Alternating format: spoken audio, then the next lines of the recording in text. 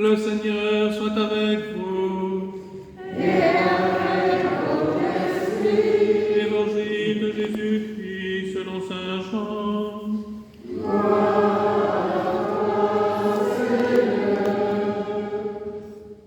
En ce temps-là, Jésus leva les yeux au ciel et dit : Père, l'heure est venue.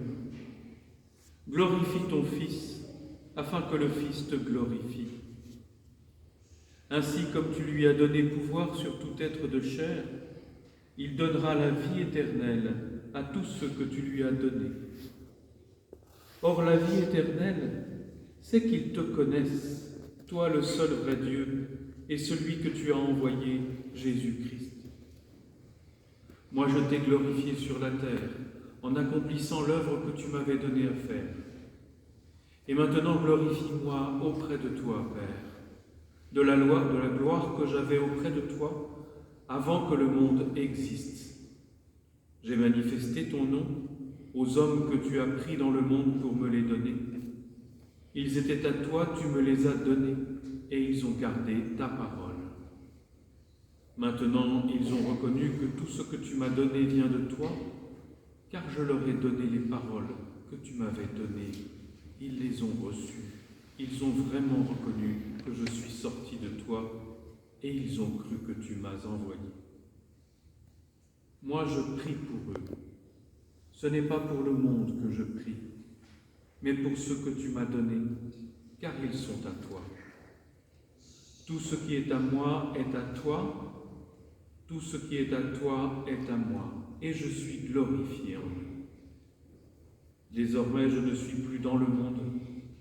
Eux, ils sont dans le monde, et moi, je viens vers toi. Acclamons la parole de Dieu. Louange à toi, Seigneur Jésus.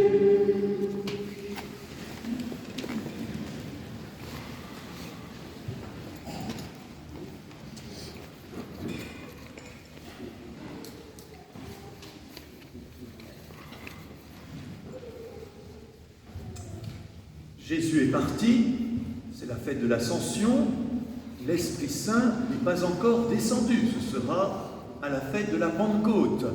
Donc, frères et sœurs, si on se remet dans la tête des apôtres, des disciples, ce dimanche, aujourd'hui, entre l'Ascension et la Pentecôte, est très spécial. Il paraît vide. Que faire? Peut-être de là que vient la tradition du pont de l'Ascension, on s'en va, on se promène, eux ils ne pouvaient pas, ils devaient rester à Jérusalem. Et donc ils ont vécu, frères et sœurs, et nous aussi après tout, imitons-les, un temps de retraite. Un temps de retraite, un temps spirituel, un temps d'attente, dans cette chambre haute. C'est un beau symbole. Cette chambre haute, c'est comme un lieu où on peut méditer, où on peut réfléchir, où on peut se rappeler. Se rappeler de quoi? Eh bien, pour les apôtres, ils commencent à se rappeler des paroles de Jésus que Jésus avait dites juste avant la Passion. Ces longs discours, ces paroles mystérieuses dont on vient d'avoir un extrait, nous sont en particulier rapportées dans l'Évangile selon saint Jean. Or, ces paroles sont mystérieuses. Elles ne sont pas si simples que cela à saisir. Et donc maintenant, peu à peu, il commence à entrer intérieurement dans la compréhension de ces paroles, qui demandent, frères et sœurs, une longue méditation. Vraiment, cet évangile n'est pas simple. Si on l'écoute comme ça, on n'en retient rien. Alors, j'ai choisi juste une ou deux paroles pour essayer avec vous de les méditer, parce que ces paroles de Jésus même, qu'on commence à comprendre un peu plus, elles nous parlent d'un secret. Un secret. Quel secret? Le secret de Jésus lui-même, de ce qu'il est réellement. Les apôtres croyaient déjà que Jésus est le Messie, le Christ. Ça, c'est l'espérance juive, c'est l'espérance d'Israël. Oh, ils avaient commencé à dire aussi « Tu es le Fils de Dieu ». Mais qu'est-ce que ça voulait dire exactement? En fait, leur capacité à comprendre Jésus était limitée par l'espérance juive. Un nouveau Messie, un fils de Dieu, peut-être à la manière du roi David, mais ils ne pouvaient pas imaginer au-delà. Ils ne pouvaient pas en particulier imaginer ce que Jésus avait commencé de leur révéler. Glorifie. Père, glorifie ton Fils. Ainsi, le Fils te glorifiera. Cette gloire, ce mot est un mot très fort. Ce n'est pas un mot humain en fait. C'est un mot dans l'Ancien Testament qui normalement n'est donné qu'à Dieu. On ne rend gloire qu'à Dieu, comme nous l'avons chanté d'ailleurs. La gloire, c'est l'être même de Dieu. C'est sa puissance, son énergie, sa vitalité, sa divinité. La gloire, c'est ce qui appartient à Dieu seul. Eh bien, le Père glorifie le Fils. Ça veut dire que le Père donne au Fils sa gloire. Et le Fils, en retour, la donne à son tour à son Père. Alors les apôtres méditent. Mais qu'est-ce que ça veut dire que le Père glorifie le Fils et que le Fils, en retour, glorifie le Père? Et puis ils se rappellent de cette parole de Jésus, où Jésus dit au Père: « Je t'ai glorifié sur terre en faisant ton œuvre.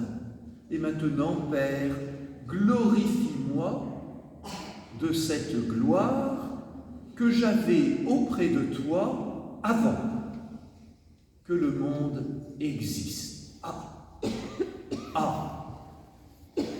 Le Fils, avant que le monde existe, recevait déjà cette gloire du Père. Vous connaissez la bombe atomique? Là, ce n'est pas une bombe atomique, c'est une bombe théologique. C'est tout d'un coup un regard entièrement nouveau sur Dieu. En Dieu même, le Père éternel glorifie éternellement le Fils, qui lui-même glorifie le Père avant que le monde existe. Voyez, frères et sœurs, ce qui se dévoile à l'intelligence des apôtres, c'est ce que nous appellerons plus tard par un petit mot-clé, le mystère de Dieu Trinité.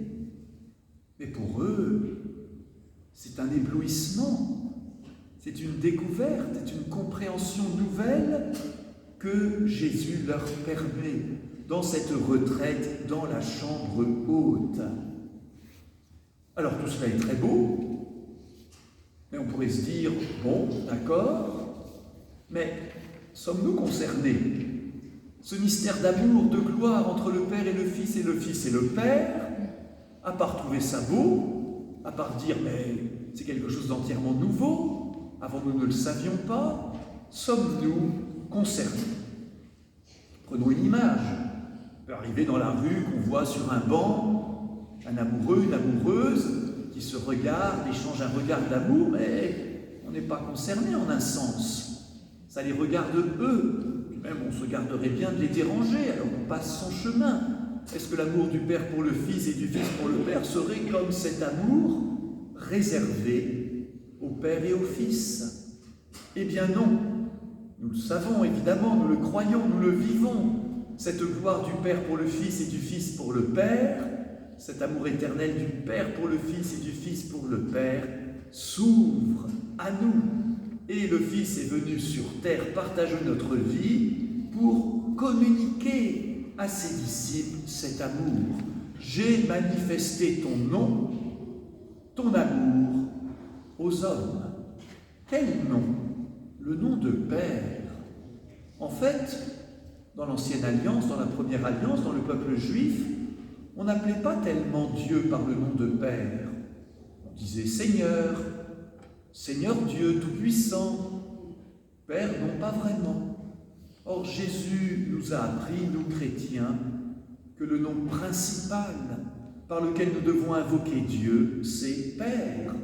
Notre Père, nous a enseigné Jésus. Pas notre Dieu ou Dieu Tout-Puissant, non. Notre Père, pas seulement mon Père, mais le Père de nous tous, parce que ce nom dit par excellence l'amour de Dieu et le fait que Dieu donne la vie. Alors nous entrons dans ce mouvement d'amour par le fait que le nom de Dieu nous a été révélé par Jésus, mais aussi toutes les paroles de Jésus. Et Jésus dit lui-même, ils ont vraiment cru que tu m'as envoyé. Les paroles que tu m'as données, ils les ont écoutées.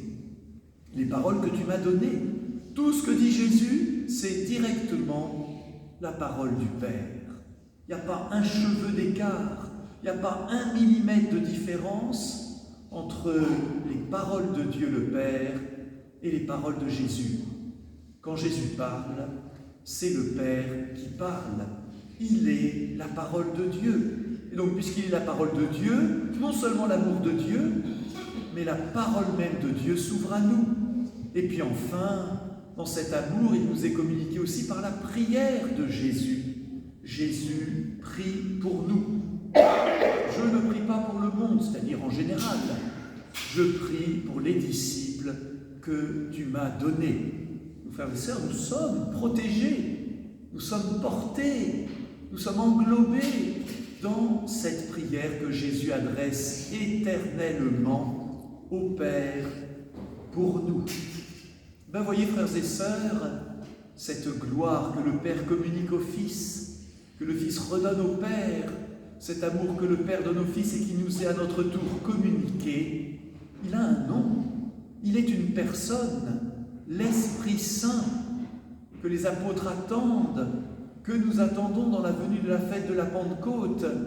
Et c'est par le don de l'Esprit que cet amour nous est communiqué. Et donc nous entrons, par amour de Dieu, dans l'amour même du Père et du Fils. Nous ne sommes pas aimés d'un petit amour au rabais, comme une sorte de produit dérivé. Nous sommes aimés, frères et sœurs, de l'amour même du Père pour le Fils et du Fils pour le Père. Eh bien, ça change tout. Ça change vraiment notre regard sur Dieu, notre connaissance de Dieu et notre vie en Dieu. Alors, je termine en disant simplement que tout cela, il nous faut le recevoir. Et Jésus a voulu que les apôtres aient ces 10 journées entre l'Ascension et la Pentecôte dans la chambre haute pour se préparer à accueillir l'Esprit Saint. Alors bien sûr, frères et sœurs, nous l'avons déjà reçu par le baptême, la confirmation, et en même temps, il nous faut nous préparer à le recevoir à nouveau et surtout désirer être renouvelé dans l'Esprit Saint. Alors, frères et sœurs, d'un même cœur, d'une même foi, d'un même désir, disons vraiment, viens Esprit Saint, viens Esprit de sainteté, viens Esprit de lumière, viens renouveler nos cœurs, viens renouveler ma vie, viens renouveler l'Église pour que vraiment nous soyons dans cette communion de l'amour du Père pour le Fils et du Fils pour le Père. Viens, Esprit de sainteté,